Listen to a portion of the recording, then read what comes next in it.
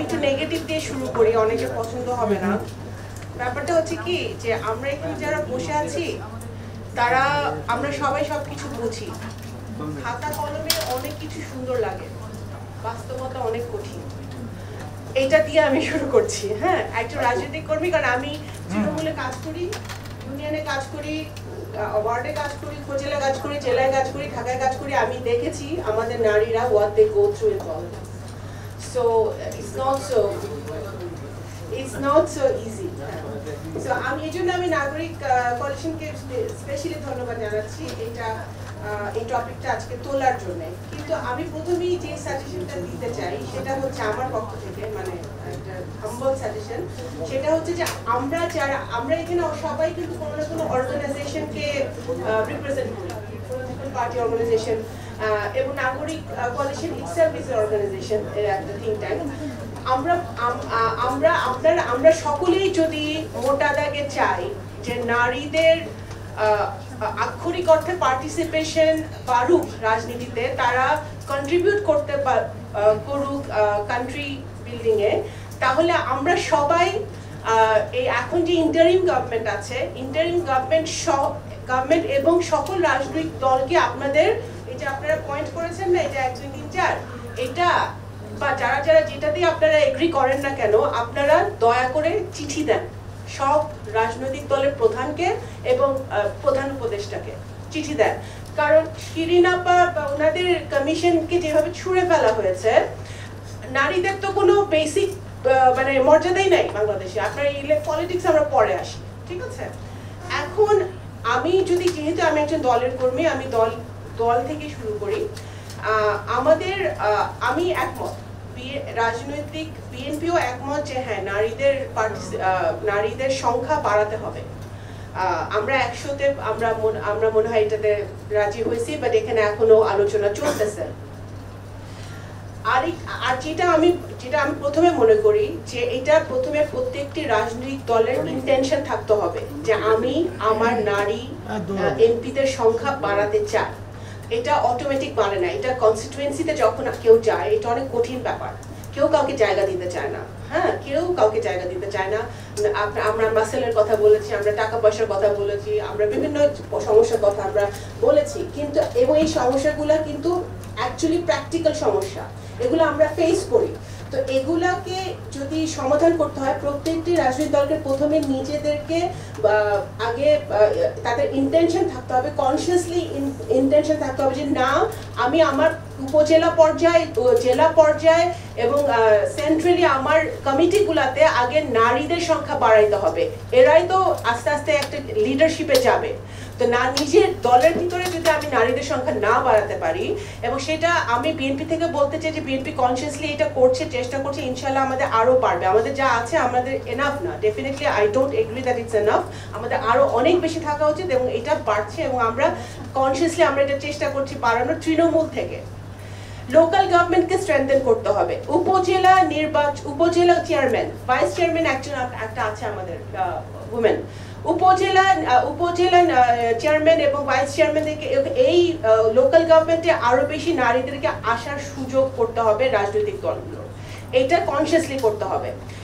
এবং যেটা আমি রাজনৈতিক দলের আমি ব্যক্তিগতভাবে ডাইরেক্ট ইলেকশনের পক্ষে, কিন্তু we have to have a balance, কারণ রাতারাতি এই 4টা পয়েন্ট বাস্তবায়িত হবে না।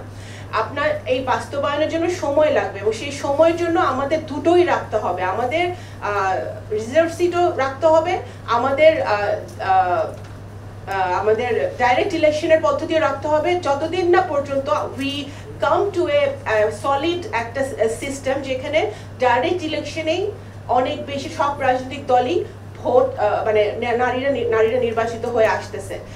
এই কারণে আমি বলছি যে আমরা কিন্তু ঠিক ইলেকশনের আগে দিয়ে রাজনৈতিক দলগুলো ঠিক করে যে ওখানে চট্টগ্রাম 2-এ কাকে দিব, নোয়াখালী 3-এ কাকে দিব, গোপালগঞ্জ 4-এ কাকে দিব। নারীদেরকে যে 1 বছর 2 বছর 3 বছর আগে ঠিক করে দেওয়া যে তোমরা ওই আসনে কাজ করবা, গো অ্যান্ড ডেভেলপ, নারীদেরকে তো সুযোগ দিতে হবে, হঠাৎ করে গিয়ে পাঠিয়ে দিলে তো সে তো কাজ করার তো তার স্কোপ দিতে হবে। তো ওই জিনিসটা কিন্তু প্রত্যেকটা রাজনৈতিক দলের মধ্যে আসতে হবে যে না, আমি এই 20টা সিটে এই 30টা সিটে আমি নারী দিব, এবং নারীদেরকে আমি আগের থেকে বলছি go and develop your and we will, the party will help that candidate all the way. So এই সিস্টেমে আমাদের আসতে হবে, এবং এই সিস্টেমটা যদি চালু হয় তখন আস্তে আস্তে রিজার্ভ সিটের সংখ্যা আমরা কমায় দিতে পারি। এটা আমি মনে করি। আপা যদি একটু শুধু বলেন যে 2026-এর জন্য আপনারা কি মনে করেন যে কি 2026-এ তো আমরা বলেছি যে আমরা আগে তো 50টা আছে, এখন আমরা 100তে ডিরেক্ট ইলেকশন এটা এখন আপনার আমার নাটকে দলের মহাসচিব ডক্টর মালয়িত সেটা ডিরেক্ট ইলেকশনে উনি বলতে পারতো, but of course as a women politician I want more women to participate in direct election. সেটা তো বাঞ্ছনীয়। এই জন্য আমি এতগুলো কথা বলছি। আমার দল কি মনে আমার দল এটা সাপোর্ট করে, কিন্তু মাঠে গিয়ে বাস্তবতা কিন্তু ভাই ভিন্ন হয়ে যায়। তখন দেখে যে কাকে দিলে জিতবে, কাকে দিলে আমার সিটটা আসবে। অবশ্যই 17 বছর ধরে তো ভোটের কোনো পাত্তা ছিল না, তখন সমস্যা ছিল না, কিন্তু এখন যদি আমরা একটি ফ্রি অ্যান্ড ফেয়ার ইলেকশনের দিকে যাচ্ছি, তখন তো প্রত্যেকটা দল চিন্তা করবে যে কোন ক্যান্ডিডেটকে দিলে জিতবে। সো নারীদেরকে আগের থেকে দিতে হবে, ওই নারীটা 3 বছর ধরে কাজ করুক, তারপর সে ডেভেলপ করুক, তারপর সে তাকে নমিনেশন দেওয়া হোক। তো পার্টিকুলার ইন্টেনশন প্রথমে থাকতে হবে। এই জন্য আমি বলছি আপনারা সবাই মিলে দয়া করে পার্টিদেরকে এবং প্রফেসর ইউনুসকে চিঠি দেন যে এগুলো আমরা চাই, এটা আপনারা করেন। আরেকটা যেটা আমি বলে শেষ করে দিতে চাই যে এই যে দ্বৈত প্রতিনিধিত্ব একটা আসছে, এটা actually problematic. It is not possible, it is not practical. এটা একটি যে কোনো একটা নির্বাচনী এলাকায় গন্ডগোল আরো বাড়াবে। সো আমাদের এমন একটা সিস্টেম তৈরি করতে হবে যে নারী প্রতিনিধিদের, নারী এমপিদের স্পেসিফিক দায়িত্ব দেওয়া হবে, এবং সেটা সরকার থেকে মনিটর করা হবে, দলও মনিটর করবে। সেই একটা সিস্টেম আমাদের, আমি জানি না কি সিস্টেম এটা হতে পারে, বাট এইরকম একটা সিস্টেম হতে হবে যে ওই নারী যেন হীনমন্যতার একটা কথা আসছে না, হীনমন্যতা যেন না ভোগে। নারীরা তাদের স্পেসিফিক দায়িত্ব পালন করবে, তার সরকারের কাছে তার জবাবদিহিতা দিবে, তার কি অ্যাকশনস, তার কি কাজ সে করছে তার পার্টিকুলার এলাকায়। এইটা আমার এটাই বক্তব্য, এটাই ছিল। আর আমি যেটা সম্পূর্ণ 100তে তো রাজি হয়েছেন, সেক্ষেত্রে 100 জন যদি নমিনেটেডও হয়, মানে যদি আগের সিস্টেমেও হয়, তাহলে ওই 100 জনই কেন সরাসরি নির্বাচনে না? অবশ্যই আমি তো চাই যে ভাই আমি যদি 300টাই নারী দেখতাম তো আমি খুশি হইতাম। এটা তো আমি আপনি চাইলে হবে না, that's not the reality. Reality is যে আমাদের 50 বছর ধরে নারীদেরকে ওভাবে সুযোগ দেওয়া হয় নাই তাদের স্ব কনস্টিটিউয়েন্সিতে কাজ করার জন্য।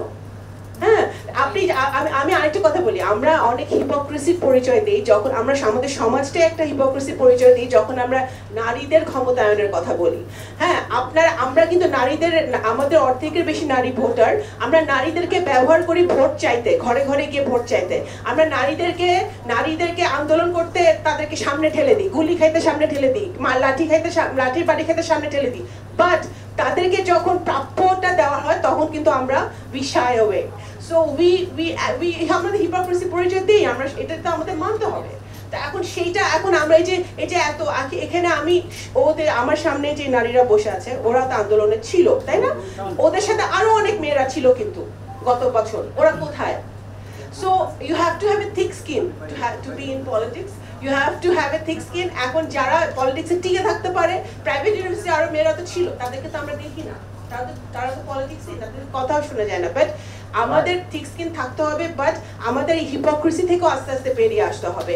আমি আমার জায়গা থেকে আমার দলকে পুশ করছি এবং পুশ করতে থাকবো, এবং আমার মতো আরো অনেক নারী কর্মীরা আছে যারা পুশ করছে। Thank you, that is the positive part. Thank you so much. সিটে কিভাবে নারীরা আসবে সেটা ট্রান্সপারেন্সি, অ্যাকাউন্টেবিলিটি থাকতে হবে দলের। কিভাবে রিজার্ভ সিটে নারীরা আসতেছে, শুধু তদবির করে নারীরা রিজার্ভ সিটে আসতে পারবে না। They have to be qualified to be in that reserve seat, and তাদের স্পেসিফিক জব থাকতে হবে, সেইটা পলিটিক্যাল পার্টিগুলো এনশিওর করতে হবে।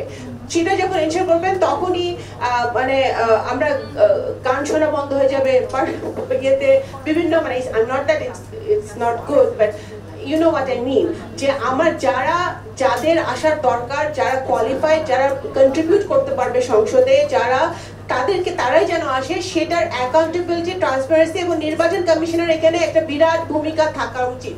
নির্বাচন কমিশনের বাধ্য করতে হবে সব পলিটিক্যাল পার্টিকে যে তোমাদের স্বচ্ছতা থাকতে হবে।